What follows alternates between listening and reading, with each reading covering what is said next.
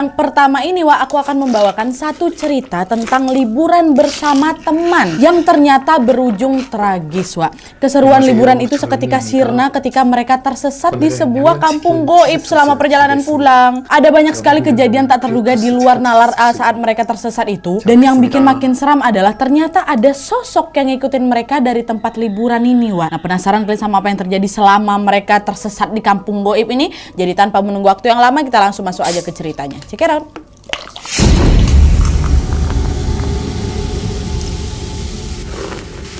Oke, Wak, jadi kisah yang akan aku bawakan malam ini dikirim sama Wawa aku yang kita sebut aja namanya Irma dari Jawa Barat. Halo Irma. Jadi, Wak, pengalaman horor ini terjadi pada tahun 2017 lalu ketika Irma dan teman-temannya pergi berlibur ke suatu pantai yang ada di sana.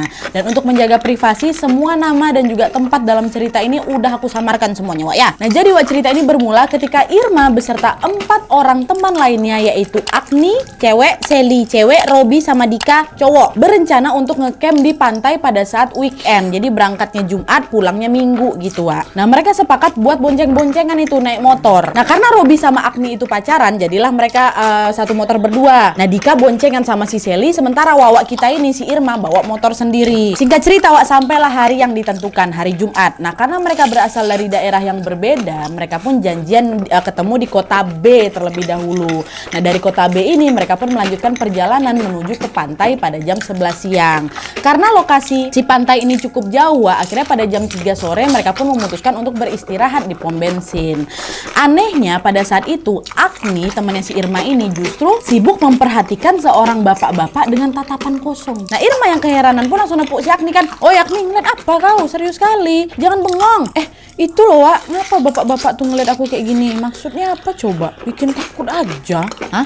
Emang bapaknya kenapa, Wak? Kata Irma kan. Masa dia tadi nyamperin aku, Wak, terus dia bilang, "Jangan lanjutin kalau mau selamat," kata dia kayak gitu. Hah? Dia bilang kayak gitu? Kok aneh kali, Wak. Bercanda aja mungkin bapaknya tuh sama kau. Entahlah, Wak, aku pun gak mau pikirkan kali, kata siapa ini, kata Agni kan. Dah lah tuh, Wak, mereka pun berusaha untuk mengabaikan ucapan bapak-bapak tadi dan segera melanjutkan perjalanan.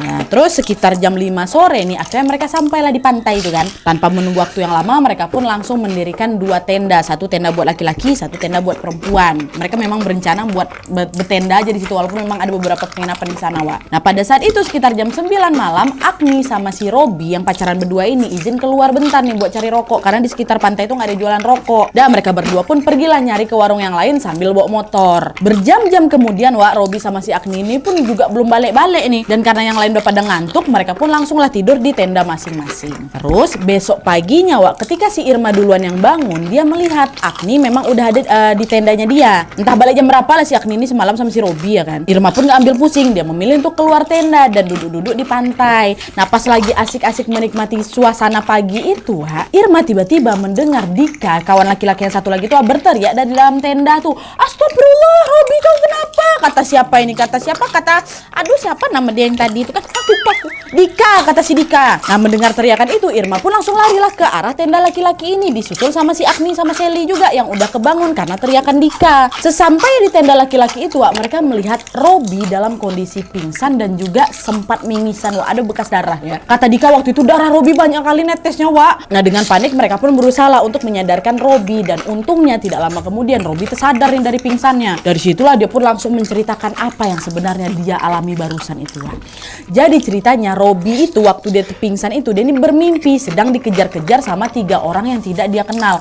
Karena dia panik, Robi pun berlari lah itu kan sekencang-kencangnya, hingga akhirnya tanpa dia sadar dia terperosok tuh masuk ke dalam sebuah jurang. Nah, pas dia bangun dari mimpinya, disitulah tiba-tiba dia tuh mimisan gitu, ha. Nah, setelah mendengar cerita dari Robi, yang lain pun berusaha untuk menenangkan si Robi kan. Udah, Wak, nggak apa-apa, cuma mimpi aja itu. Ya udahlah, sekarang kita cari sarapan aja yuk, kata mereka. Nah, Robi yang waktu itu memang masih lemas sekali, Wak. Akhirnya, ya udahlah, Wak, kalian aja duluan, aku di tenda aja, kata si Robi. Dan pada saat itu dia juga ditemanin sama pacarnya si Agni, jaga-jaga kalau nanti Robi ini pingsan lagi ya kan. Udahlah, kami titip aja lah, Wak, kata siapa ini, kata Agni. Alhasil yang pergi cari sarapan cuma siapa? Bertiga aja, si Irma, si Seli, sama si Dika kan. Nah, nggak jauh dari tempat mereka ngecamp itu, Wak, memang ada warteg sama tukang bubur. Dika beli makan di warteg, sementara Irma sama Seli beli bubur. Nah, pas mereka lagi beli bubur ini, tiba-tiba ada seorang anak kecil, Wak, ngedekat ke mereka berdua ini. Dan kalian tahu anak ini bilang apa?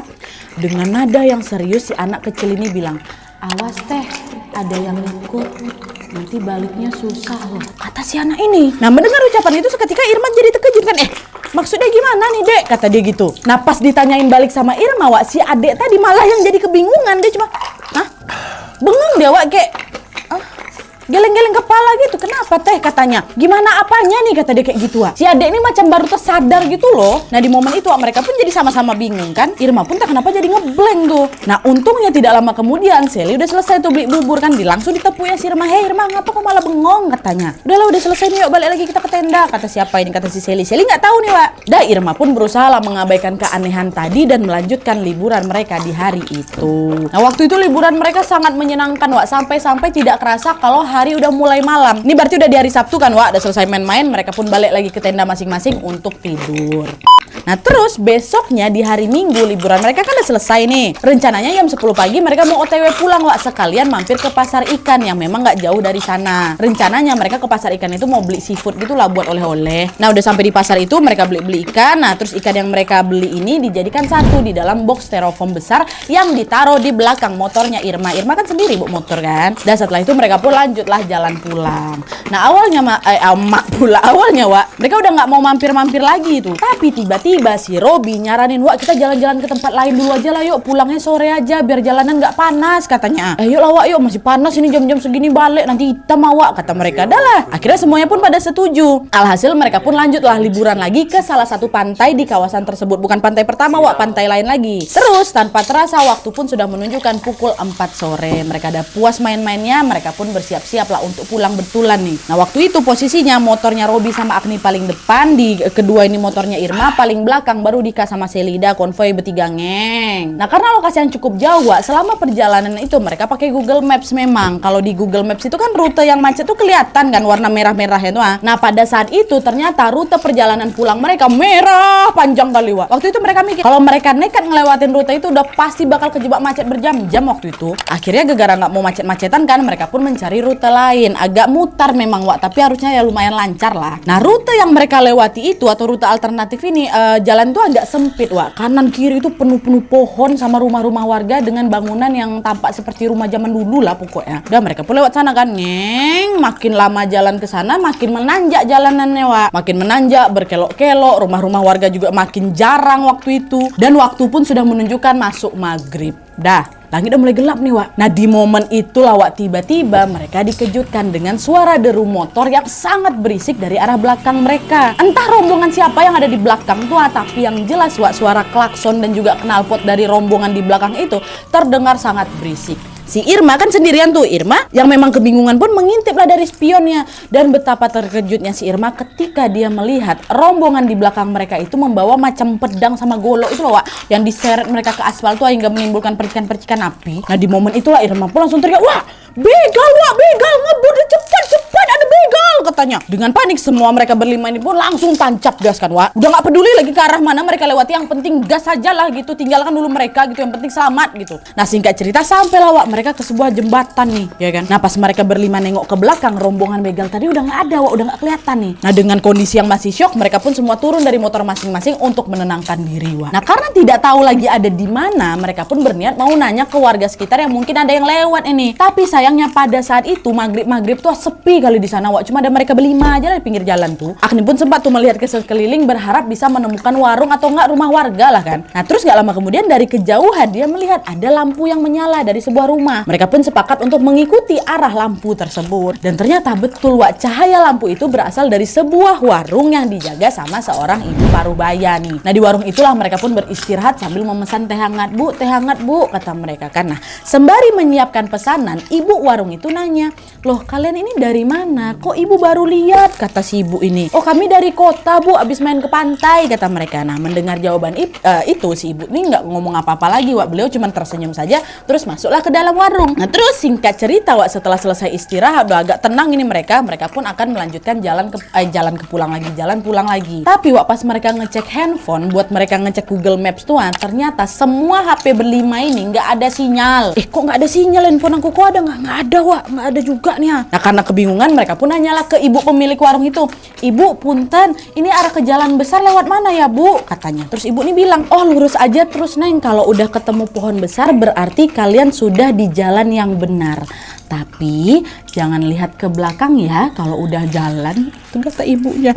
Nah, mendengar jawaban dari ibu itu sebenarnya Irma ini udah mulai curiga, Wak. Kenapa disebutnya jalan yang benar? Kenapa bukan jalan yang besar gitu kan? Itu loh jalan besar yang kalian cari, kenapa enggak itu? Dan kenapa tidak boleh nengok ke belakang? Nah, di situ Irma mikir, oh, kenapa ya? Tapi mungkin maksudnya jalan yang benar itu jalan besar kali ya. Ya udah nggak diambil pusing kali tuh sama si Irma kan. Dan mereka pun memilih untuk bersiap melanjutkan perjalanan pulang. Nah tapi Wak, pada saat itu kebetulan posisi motornya Irma ini paling belakang, Wak, bukan di tengah-tengah lagi dia. Nah pas baru ngegas motor nih, si Irma ini sebenarnya masih penasaran, Wak. Nggak bisa lagi dia nahan penasarannya kan.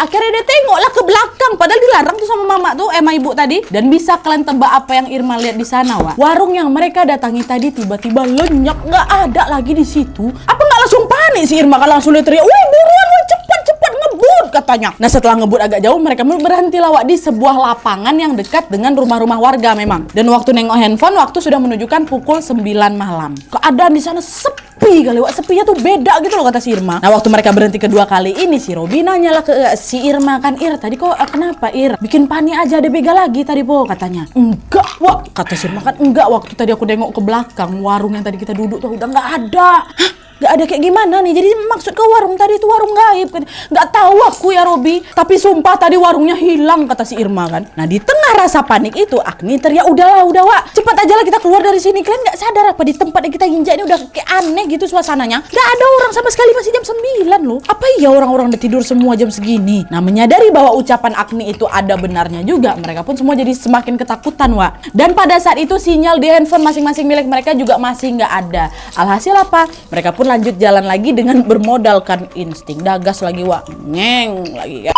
Nah terus singkat cerita, Wak, di tengah perjalanan tiba-tiba motor yang ditunggangi sama si Robi bannya kempes. Dan untungnya pula nggak jauh dari sana ada bengkel kecil gitu lah, Wak, macam untuk tambal ban tuh. Tapi anehnya, Wak, bengkel tuh nggak ada yang nunggu. Karena takut kelamaan, Robi yang dibantu sama Dika pun akhirnya ngisi angin ban itu sendiri, Wak. Dan tidak lupa juga mereka menyelipkan uang 1 lembar 10.000 di kursi yang ada di bengkel itu. Nah di saat Robi sama si Dika ini masih sibuk ngurusin motor, Wak, Irma sama si Sally ini berkali-kali kan mencoba buat nyari sinyal biar mereka tuh bisa buka Google Map lagi itu loh. Dan di momen itulah sesuatu yang sangat mengerikan ini terjadi, Wak. Tiba-tiba saja mereka mendengar ada suara berisik dari arah belakang motornya si Irma. Suaranya tuh suara ngecap macam orang lagi makan, Wak.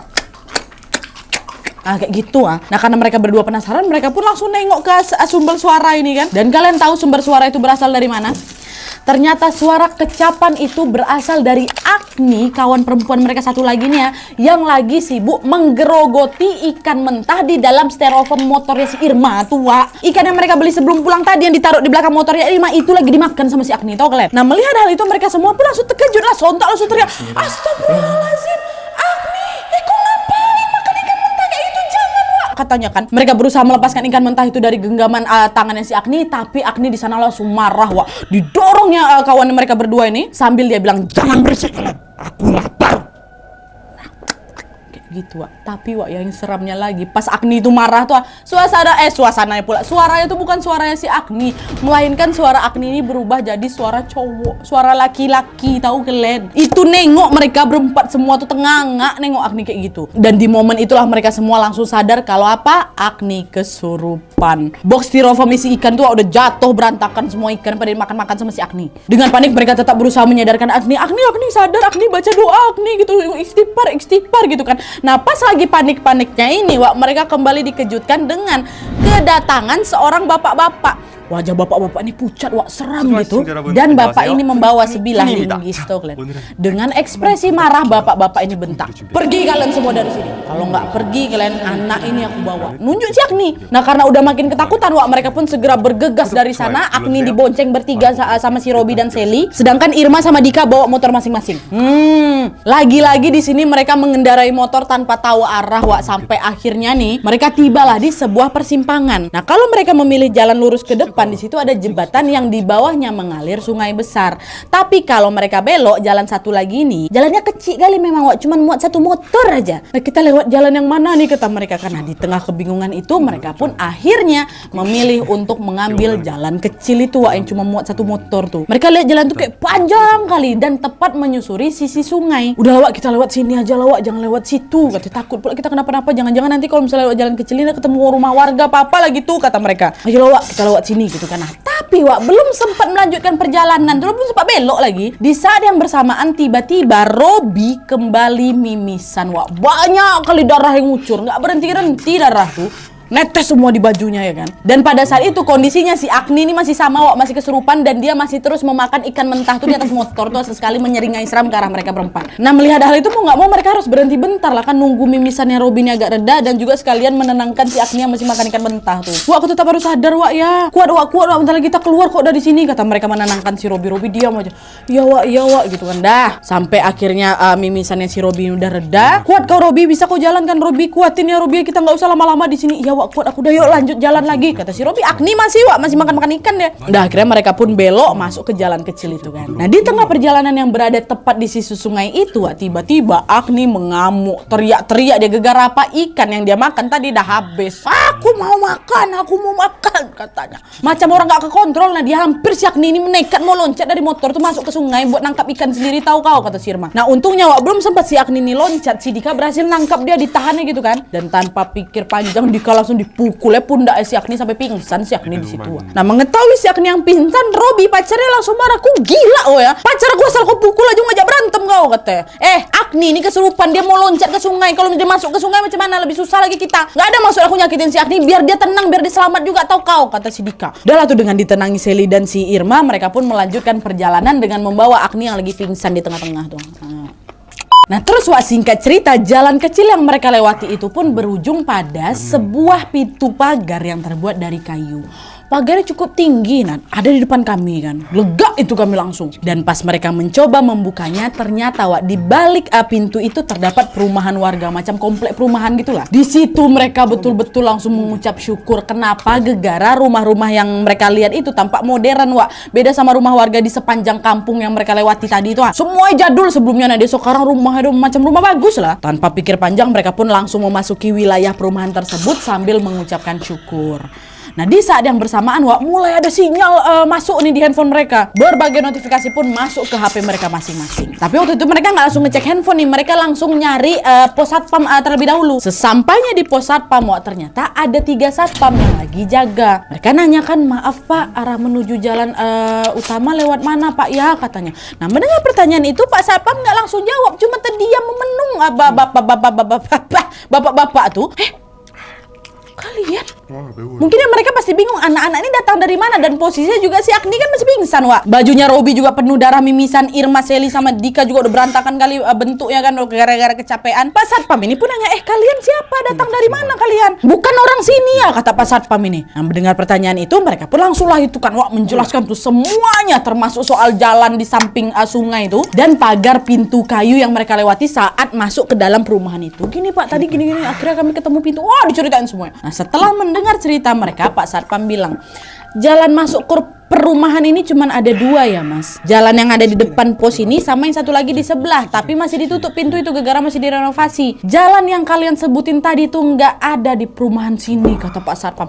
Ada Pak, tadi kami lewat sana kok. Udahlah kalian jujur aja, sebenarnya kalian lewat masuk dari mana kata si satpam. Marah bapak ini. Ya Allah Pak, kalau bapak nggak percaya sini lah, yuk ikut kami bentar, kami tunjukin di mana tempatnya. Ayo di mana, tunjukin sama saya kata satpam ini bertiga kan. Nah, pas mereka putar balik ke pintu masuk tadi Wak, betapa terkejutnya mereka ketika mereka menyadari bahwa apa yang disampaikan Pak satpam itu betul.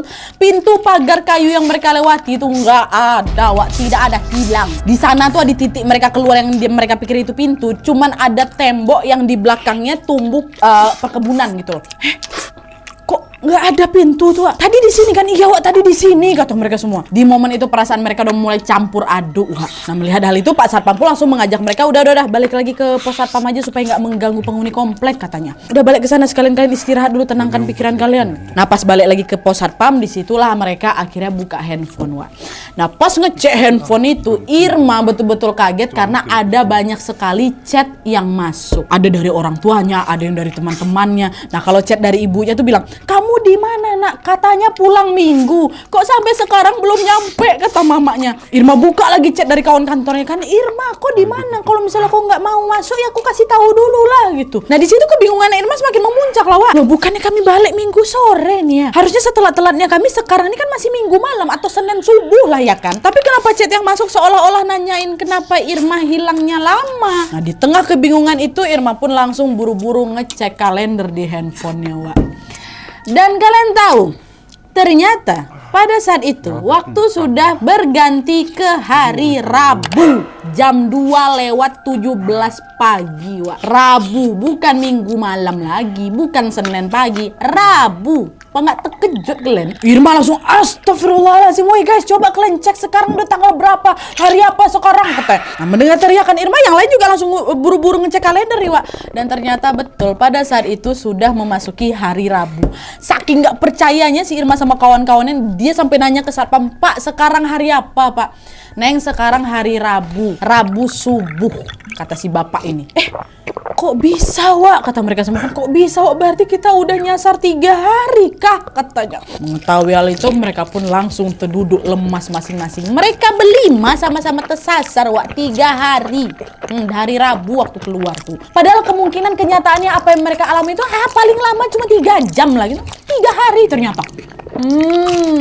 Udah lah tuh kan, Wak, setelah semua sudah mulai tenang ini, akhirnya mereka pun memutuskan untuk udah, kita betul-betulan harus pulang. Dan kita lanjutkan lagi perjalanan pulang yuk, kata mereka. Karena dari pos satpam itu mereka udah bisa, Wak, pakai Google Maps nih. Dan alhamdulillahnya di waktu itu juga Agni udah sadar, cuma memang masih linglung. Nah, udah lah tuh mereka pun lanjut bonceng-boncengan lagi. Irma sendiri, Dika sama si siapa tadi kawannya, si Sally, si Agni sama Robi. Nah, karena bensin mereka sudah menipis, Wak, mereka pun mampirlah ke pom bensin sekalian juga istirahat di minimarket 24 jam.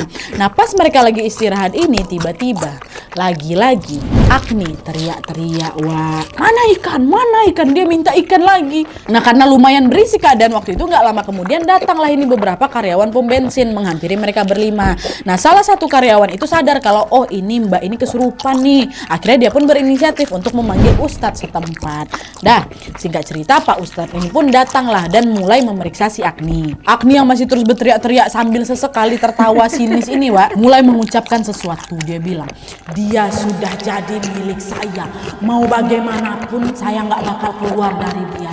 Dia ini milik saya, katanya. Pak Ustadz pun dengan sigap langsung menyiram wajah Agni dengan air doa dan seketika Agni langsung pingsan. Pada saat itu Pak Ustadz langsung nanyalah sama mereka berempat, kalian ini dari mana? Apa yang sebenarnya terjadi? Teman kalian ini ya sudah dirasuki makhluk jahat yang ingin menguasai tubuhnya.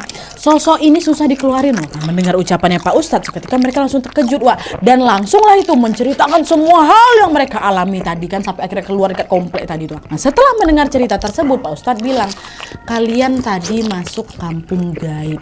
Kalian sudah disesatkan di sana. Dan untuk teman kalian ini saya tidak bisa bantu banyak. Karena apa? Karena kemungkinan dia telah melakukan hal yang tidak baik ketika kalian ada di pantai tadi. Makhluk yang merasuki si anak ini adalah golongan makhluk yang ada di area perairan.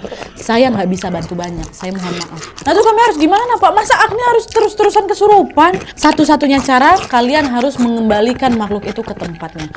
Kata si Dika kan. Pak, jangan ngaco lah, Pak. Gimana cara balikinnya? Kita aja nggak tahu setan tuh nyantol si Agni dari mana. Ya sudah, kalau memang seperti itu keadaannya, sekarang lebih baik kalian pulang aja dulu. Siapa tahu nanti bisa diobati di rumah. Pulang kalian, kata Pak Ustadz kan. Nah, dalam tua singkat cerita, mereka pun semuanya sampai di rumah masing-masing dengan selamat. Irma pun menjelaskanlah itu ke orang tuanya tentang apa yang baru saja dia alami sepulangnya dari liburan itu. Dan karena kondisinya belum memungkinkan, Wak, Irma juga memilih untuk cuti kerja sampai hari Jumat aja sekalian gitu. Dan setelah mendengar cerita dari Irma, ibunya Irma pun menyarankan Irma sama teman-teman yang lain untuk ruqyah. Nah, karena tempat tinggalnya Irma, si Dika sama si Sally ini nggak begitu jauh, mereka pun pergilah berangkat ruqyah bersama. Sementara sementara si Agni sama si Dika jadi susah dihubungi, Wak. Dah, akhirnya bertiga inilah pergi ke tempat ruqyah kan. Proses ruqyah pun alhamdulillahnya berjalan dengan lancar, Wak. Cuman mereka ngerasa sedikit mual-mual aja lah waktu dibacain doa. Nah, setelah selesai meruqyah, Wak, ternyata Pak Haji yang meruqyah mereka itu juga mengatakan hal yang sama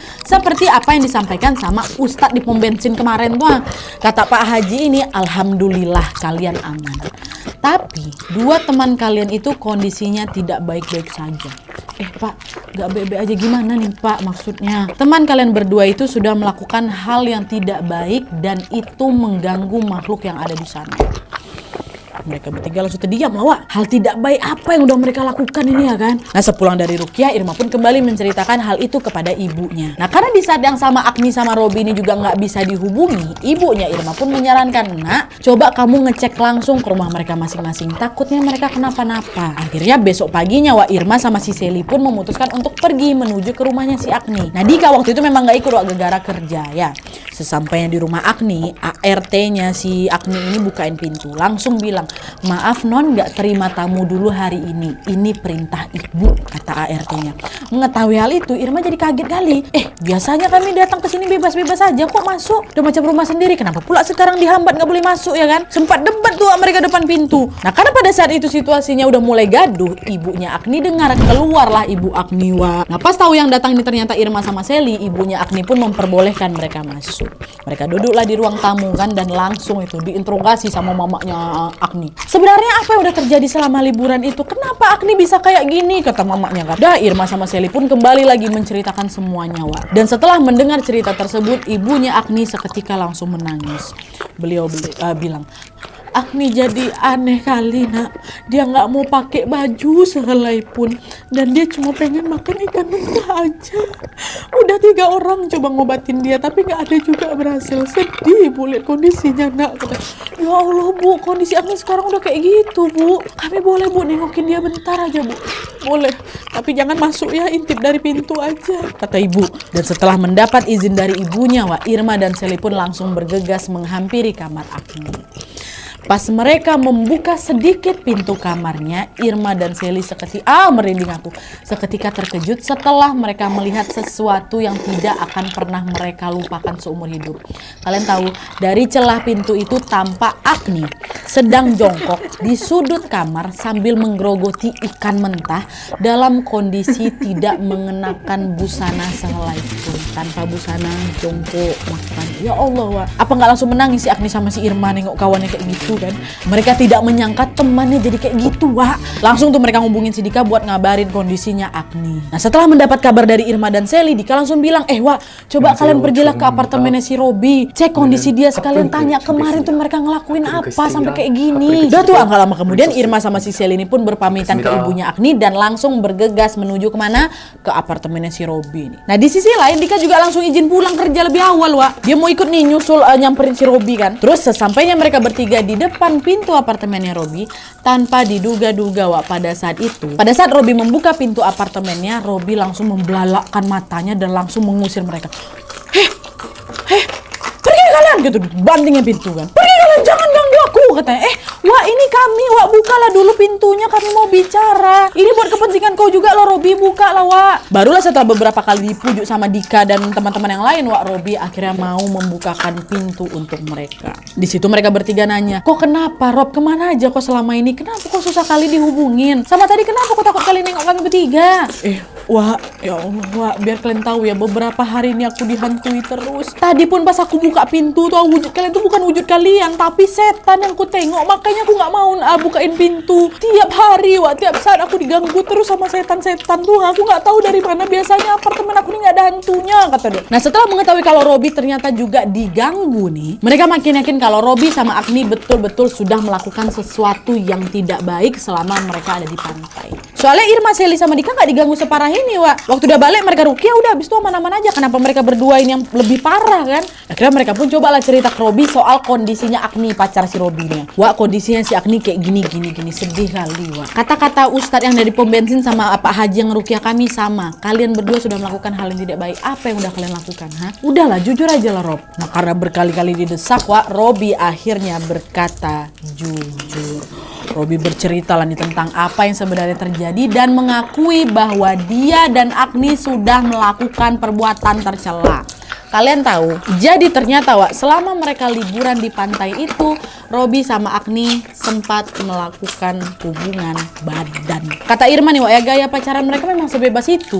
Dan karena mereka lagi liburan di alam Wak, mereka ini macam mau cari adrenalin baru gitu loh dengan melakukan hal tersebut di lingkungan terbuka.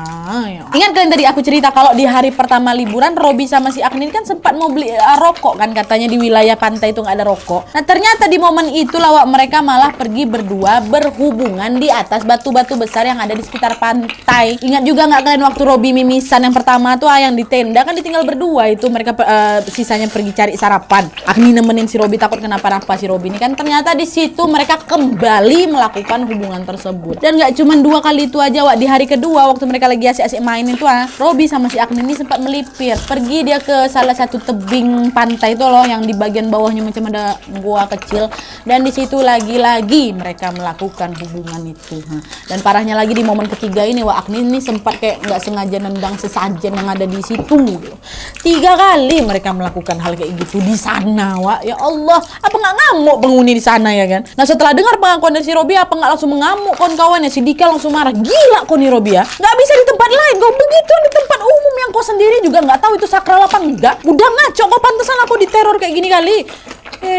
Aku sama Sally sebenarnya kesal juga. Nah dia udah macam mukul lepak aja si Robby tuh. Tapi waktu itu kami coba menengahi mereka, udah lah Wak, udah sekarang mendingan kita balik lagi ke rumahnya si Agni, kita jelasin semua ke orang tuanya si Agni. Kau harus tanggung jawab kau. Dah akhirnya si Robby pun setuju, mereka berempat balik lagi Wak ke rumahnya Agni.